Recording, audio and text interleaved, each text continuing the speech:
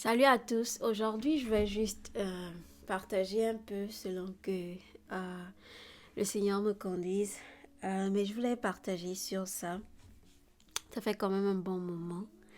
Et je crois que il faut qu'on en parle. Et ça comptera en fait dans le thème l'heure de la vérité. Parce que on dit que vous connaîtrez la vérité et la vérité vous rendra libre.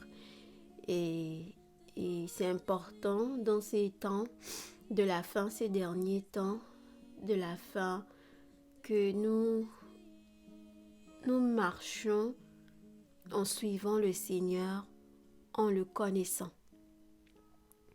Il est impératif, je dirais, c'est crucial pour pour un disciple, je dirais même pas un chrétien, je dirais un disciple de Jésus, de le connaître.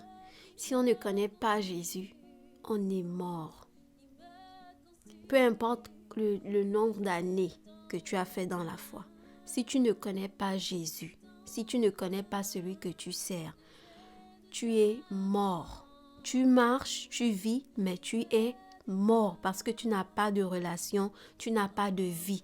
Tu ne reçois pas la vie de Jésus en toi. Tu es loin de lui, tu n'écoutes pas ses instructions, tu ne marches pas dans sa volonté, tu es sec. Tu as cessé de l'écouter, ça fait un bon bout de temps. Donc c'est important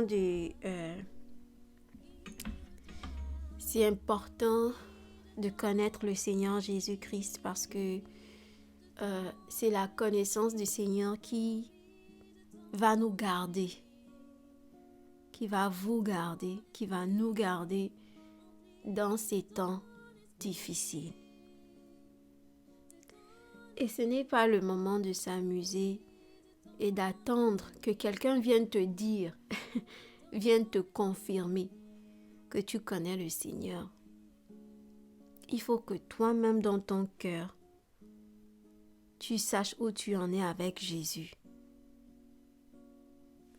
Et donc avant de rentrer, je n'ai pas forcément un sujet bien précis, mais je vais un peu toucher à certaines choses que j'ai eu à cœur. Mais avant de commencer, je vais faire ce cantique que le Seigneur m'avait déjà permis de partager.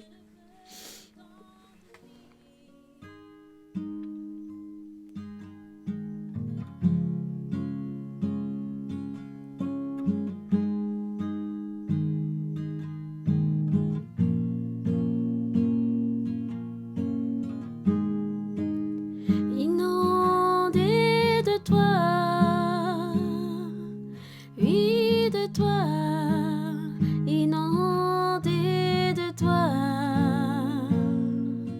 oui de toi, rempli de ton esprit,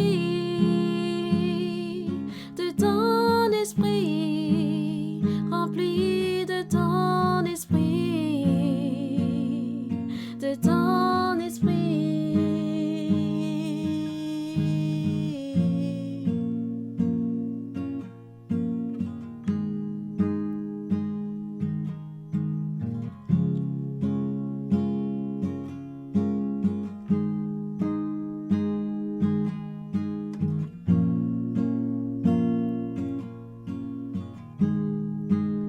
Ton feu qui brûle en moi,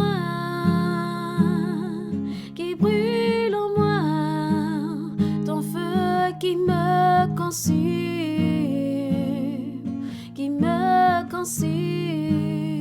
au-dedans de moi,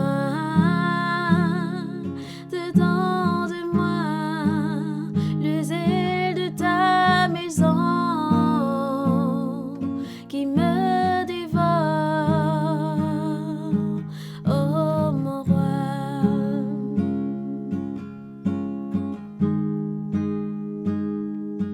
oh mon roi.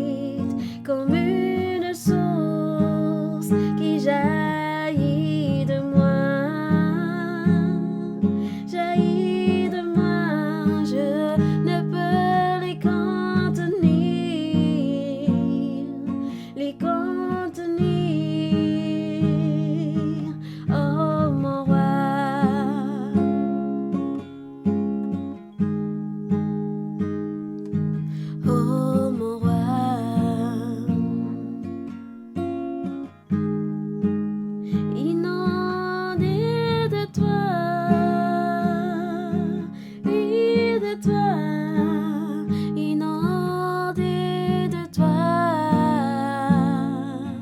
oui de toi, rempli de ton esprit,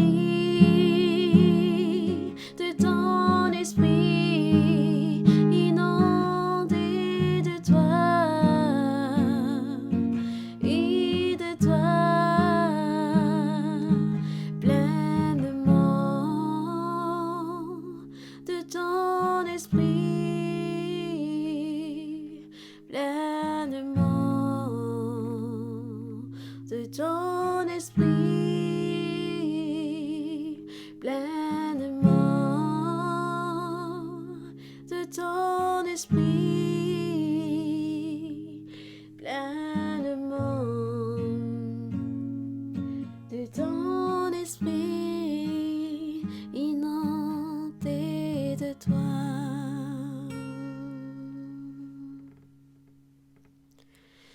Donc voilà, je pense que pour ceux qui sont des lecteurs de la parole de Dieu, et la parole de Dieu, les Écritures sont appelées par les anges le livre de la vérité. Donc, et le Seigneur dit, vous connaîtrez la vérité et la vérité vous affranchira. Jean 8, je vais lire ça pour bien comprendre. Et souvent on lit, on relit. Mais le Seigneur nous demande de ne pas lire et de nous borner à écouter, mais de mettre en pratique. Et si on lit quelque chose et que les yeux de nos cœurs ne s'ouvrent pas pour comprendre ce qu'on lit, pour vivre ce qu'on lit, on doit prier pour ça. On ne prie pas seulement pour les voitures, les maisons, les biens matériels, les choses matérielles. On prie pour ce genre de choses, pour que le Seigneur nous donne la compréhension de sa parole, qui, elle, va nous emmener à le connaître, à connaître qui est Jésus et ce qu'il a fait. Jésus, c'est le chef. Jésus, c'est le premier. Jésus est tout. Jésus est le roi des rois. Il est le roi des rois, le Seigneur des seigneurs. C'est lui, l'alpha et l'oméga. Il reviendra juger. Donc, tout a été soumis à ses pieds, sous ses pieds même. Donc, connaissant tout ça, on doit le connaître. On doit savoir ce qu'il a fait. On doit savoir, on doit connaître qui il est. Qui est Jésus que je proclame, que je cherche, que je dis j'aime. J'aime Jésus, j'aime Jésus. Qui est-il? Qui est ce Jésus-là? Je vais lire Jean chapitre 8.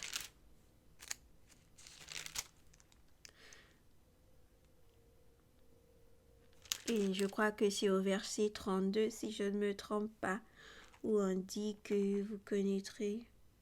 Ok.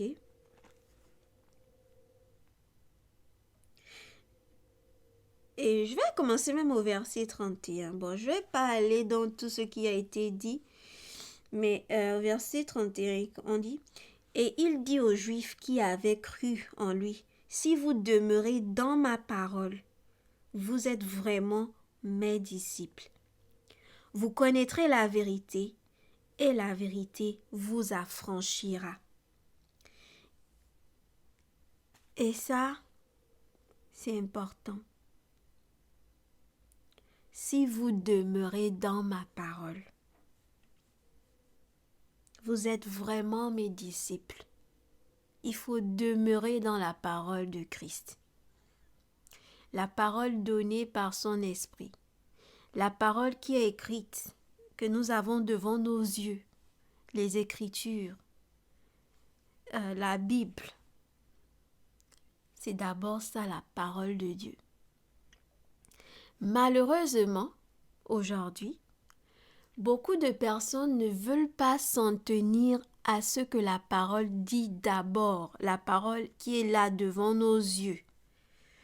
Beaucoup de personnes ne veulent pas lire, même pas seulement lire, mais ne veulent pas chercher à comprendre, à demander, à poser des questions. On veut faire de longues études dans le monde, on veut devenir des docteurs, des, des, euh, des cadres, je sais pas, avoir des grands postes. On fait des études pour ça, mais je ne comprends pas pourquoi on ne peut pas aussi étudier la parole, comme on étudie pour aller à l'école, pour comprendre les choses de la vie. On prend du temps pour comprendre ces choses, on prend du temps pour savoir comment les choses dans la société fonctionnent. Mais pourquoi on ne peut pas prendre du temps pour connaître Dieu? Pourquoi? On accorde bien, on consacre bien du temps à savoir comment les choses fonctionnent. D'autres vont sur YouTube, voilà, YouTube est là, on a la connaissance qui est là partout. On prend du temps pour s'informer, pour regarder les choses, pour savoir comment ceci fonctionne. Mais pourquoi on ne prend pas le temps aussi d'étudier, de connaître, de chercher à connaître Dieu? C'est lui qui doit même avoir la première place dans nos cœurs, dans nos vies. Si vraiment on aspire à entrer dans le royaume des cieux, pourquoi on ne cherche pas à le connaître? Déjà même, commencer par sa parole qui est là sous nos yeux. Sous nos yeux. C'est là. On ne la médite pas, on la lit, on se contente de recevoir seulement des autres. On ne cherche même pas à connaître qui est ce Dieu-là.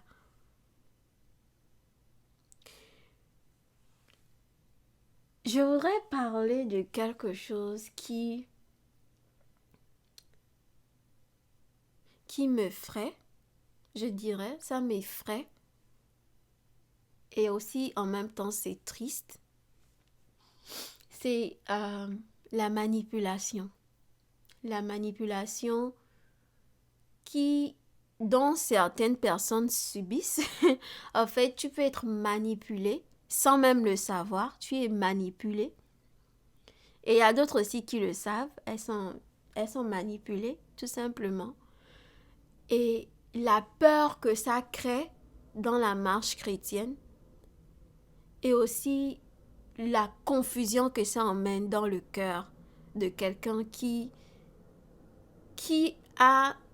sincèrement a cherché le Seigneur, mais qui à un moment donné est tombé dans ça, cette manipulation dont on ne parle pas souvent. Manipulation par des prophéties, manipulation par des songes, manipulation par des rêves, manipulation par des fausses visions qui viennent de leur chair, manipulation par des fausses instructions, des fausses directives, manipulation par des soi-disant hommes de Dieu. Manipulation. Une manipulation au point où les gens ne sont même pas à mesure de juger les prophéties, comme il est demandé dans la parole de Dieu. Aujourd'hui, si tu dis quelque chose, ah non, je ne pense pas que cette prophétie est vraie, tout de suite, si l'homme de Dieu ou la femme de Dieu est reconnu, populaire, on va dire non, c'est pas possible. C'est que tu as quelque chose contre cette personne. Mais qu'est-ce que la parole de Dieu nous demande? Est-ce que la parole de Dieu nous demande à mettre un homme, à élever un homme au-dessus de sa parole? Est-ce que la parole de Dieu nous demande de ne pas éprouver les esprits pour savoir s'ils sont de Dieu? Est-ce que la parole de Dieu nous demande d'avoir peur les uns des autres? Ou bien elle nous demande d'avoir de l'humilité les uns envers les autres? Est-ce que ça veut dire qu'on ne peut pas dire que non, ça, frère ou bien sœur, ça, ce que tu es en train de dire là, ça ne cadre pas avec la parole de Dieu. Ça c'est, oui, tu as vu une vision, un rêve, un songe, mais c'est faux. Ça c'est faux là. C'est faux. Ça ne passe pas, ça ne sonne pas clair. C'est pas l'évangile que j'ai écouté, c'est pas l'évangile qui m'a emmené à Christ. Ce n'est pas l'évangile des œuvres qui m'a emmené à Christ. Ce n'est pas ma justice, c'est comme de la boue. Ça n'a rien. Et c'est dommage parce qu'aujourd'hui, beaucoup de gens, une loi sous laquelle même on n'a pas été. Mais tu vois des gens qui se mettent dans ça. Il y a d'autres qui s'adonnent, comme dit Colossiens, il y a d'autres qui s'adonnent à leurs rêves sous une apparence d'humilité, je dirais. Sous une apparence d'humilité.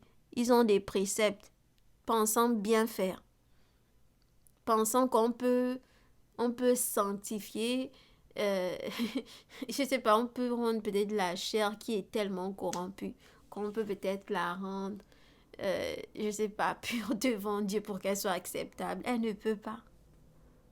Elle ne peut pas.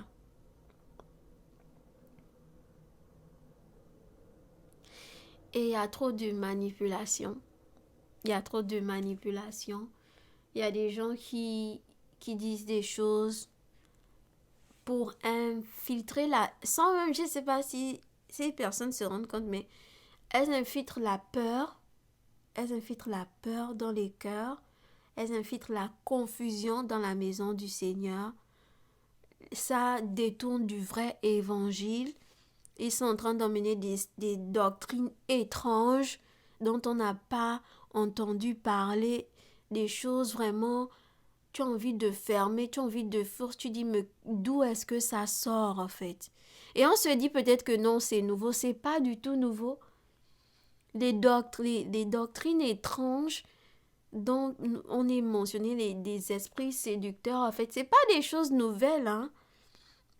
Ce sont des choses qui ont même été là au temps des apôtres. Au temps des apôtres, ces choses commençaient déjà à naître, c'était déjà là. C'est pourquoi en lisant la Bible, on peut se retrouver dans ce qui se passe aujourd'hui. On peut identifier ça en fait. Parce que eux, ils avaient déjà commencé à dealer avec ces choses. Il n'y a rien de nouveau sous le soleil. Et ces choses existaient déjà, les faux enseignements avaient déjà. C'est pour ça les apôtres, ils ne faisaient qu'avertir, qu'on ne cessera de vous avertir par rapport aux faux docteurs, aux faux enseignants, aux faux prophètes, à ceux qui ont laissé la voie de la vérité, à ceux qui sont retournés sous la loi, à ceux qui sont encore en train de ça, qui sont retournés dans le monde. Tout ça, en fait, c'est pas d'aujourd'hui, en fait. C'est pas d'aujourd'hui. Ça a toujours été là. Mais ce qui est important à comprendre ici, c'est déjà la manipulation qui est en train de se faire. Au point où il y a des gens qui peuvent même pas dire à quelqu'un que, ah là, tu es dans l'erreur parce que ça ne cadre pas avec la parole de Dieu. Et là, je vais m'adresser aux sœurs. Parce que c'est triste de voir qu'il y a beaucoup de sœurs qui sont victimes des hommes de Dieu, victimes de certains groupes religieux, soi-disant, victimes des manipulateurs, victimes des séducteurs, victimes au point où elles sont sous un joug, je vais dire ça. Elles sont sous le joug de l'homme et elles ne sont plus sous le joug de Dieu.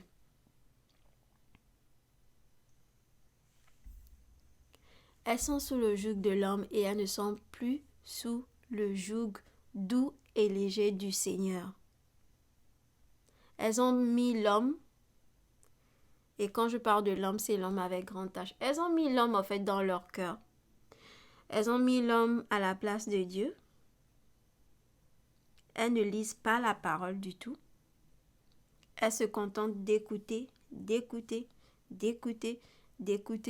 sans raisonner, sans prendre le temps de passer du temps avec le Seigneur, sans réfléchir. Non, le Seigneur nous demande de nous adonner à la réflexion. quand on médite la parole, on est emmené à réfléchir. Sauf que là, on est dans une réflexion des choses qui sont spirituelles, qui sont saines. C'est pas les soucis du monde, non. Là, tu es en train de réfléchir. Ah, mais qu'est-ce que ça veut dire? Qu'est-ce que le Seigneur a voulu dire? Mais comment ça m'enseigne? Qu'est-ce que ça me dit sur le Seigneur? Qu'est-ce que le Seigneur attend de moi? Qu'est-ce qu'il veut me dire par là? Les sœurs ne lisent pas leur Bible. Elles attendent les prophéties, elles attendent les songes, elles attendent les rêves. Elles ne lisent pas leur Bible. Elles ne méditent pas la parole de Dieu. Et elles sont victimes. Victimes des loups, victimes des faux, victimes des choses. Elles sont perdues en fait. Elles ne sont pas assurées, elles ne sont pas rassurées. Elles ne sont pas des femmes fermes parce qu'elles ne lisent pas la parole de Dieu. Elles ne lisent pas.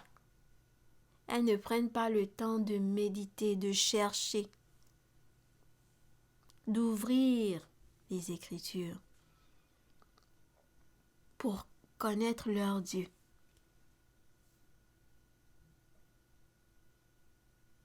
Les sœurs ne lisent pas la parole du Seigneur. Ce qui fait qu'elles sont toujours la proie des personnes malveillantes.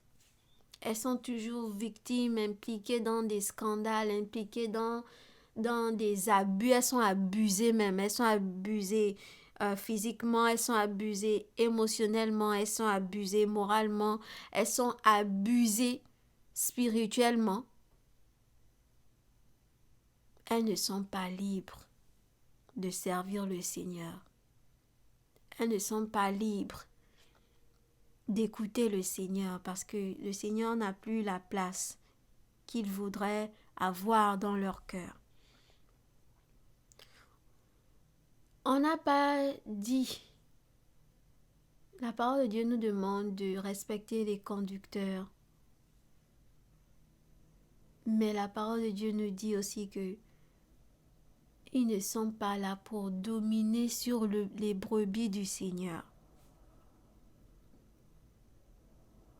Ce n'est pas l'homme de Dieu qui fait la sanctification en nous. Ce n'est pas l'homme de Dieu qui fait la sanctification en nous. C'est le Saint-Esprit. Par l'obéissance à sa voix, on grandit dans la sanctification. Ce n'est même pas vraiment, ce n'est même pas nous. C'est tout simplement, tout ce qu'on a à faire, c'est d'obéir. C'est d'obéir à Dieu. C'est d'obéir aux instructions qu'il nous donne. Et c'est là où on grandit dans la sanctification. Ça n'a rien à voir avec les œuvres. Les œuvres que nous faisons sont tout simplement, ça découle seulement de cet amour qu'on a pour le Seigneur. Cet amour qui découle même de son amour. En fait, tout même vient de lui, parce qu'on est en lui, parce que c'est en lui qu'on a la vie, c'est en lui qu'on peut porter du fruit, c'est en lui on peut demeurer, c'est en lui qu'on peut grandir, c'est en lui. C'est en restant en lui, en demeurant en lui. Et c'est dommage, et c'est ce que je voulais... C'est dommage en fait parce que il y a comme une idolâtrie en fait qui ne dit pas son nom. C'est comme si c'est comme si les gens avaient plus peur de leur pasteur, de leurs dirigeants que Dieu en fait. C'est comme si les gens avaient plus peur de leurs pasteurs, des dirigeants ou bien de ceux qui les conduisent que Dieu. Et ça, c'est carrément l'idolâtrie. C'est carrément de l'idolâtrie.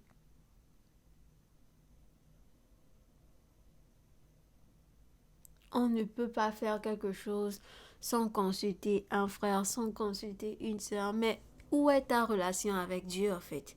Où est ta propre relation avec le Seigneur? Où est-ce que tu Tu te situes. Est-ce qu'il y a quelque chose vraiment que le Seigneur t'a donné que tu n'as même pas eu besoin qu'on te parle 2 fois pour savoir que non, là, j'ai écouté du Seigneur et je sais que c'est ce qu'il attend de moi et je n'ai pas même besoin d'une deuxième confirmation. Mais s'il le fait, bah, gloire à lui, gloire à son nom. Mais si pas aussi, je sais que ça, j'ai écouté du Seigneur et je fais ça. Mais les sœurs, je vous en supplie, lisez la parole, méditez la parole de Dieu. Pas pour aller faire les débats,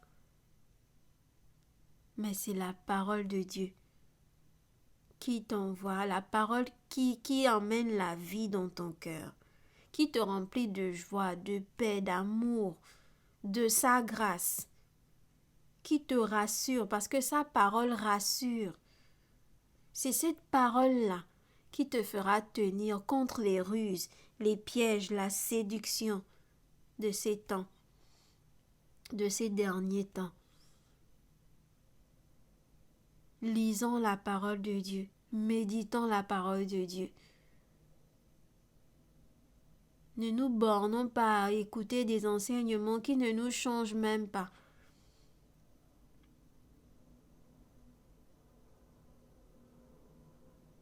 Il faut que quelqu'un vienne te dire, il faut que quelqu'un vienne d'abord te dire, avant que toi-même tu n'écoutes le Seigneur, il faut que quelqu'un vienne d'abord te dire, avant que toi-même tu aies reçu l'avertissement du Seigneur, ou bien toi-même tu aies écouté le Seigneur te parler, il faut d'abord que quelqu'un vienne te dire. Où est ta relation avec le Seigneur? Où en es-tu avec le Seigneur?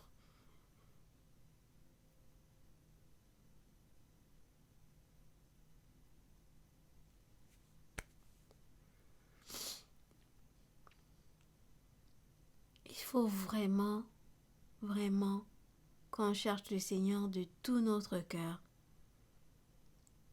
de toute notre force. Il faut vraiment qu'on le cherche. Et lui se laisse trouver par ceux qui le cherchent.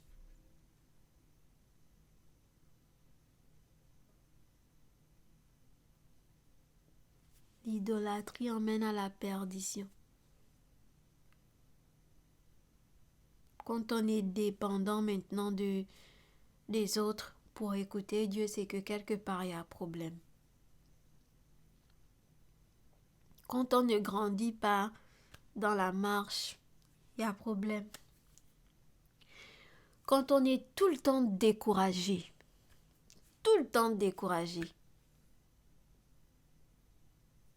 il y a un problème. Quand on est tous les jours, on est en combat spirituel, c'est qu'il y a un problème.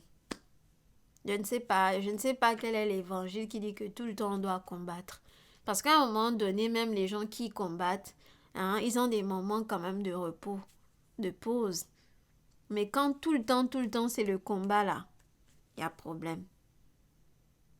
Comme ce sont toujours les mêmes démons qui viennent, c'est toujours la tante, c'est toujours l'oncle, ce n'est jamais toi-même, il y a problème. Quand on est toujours en train de combattre avec un mauvais caractère, on est toujours en train on ne traite même pas les gens selon que le Seigneur nous demande, il y a problème.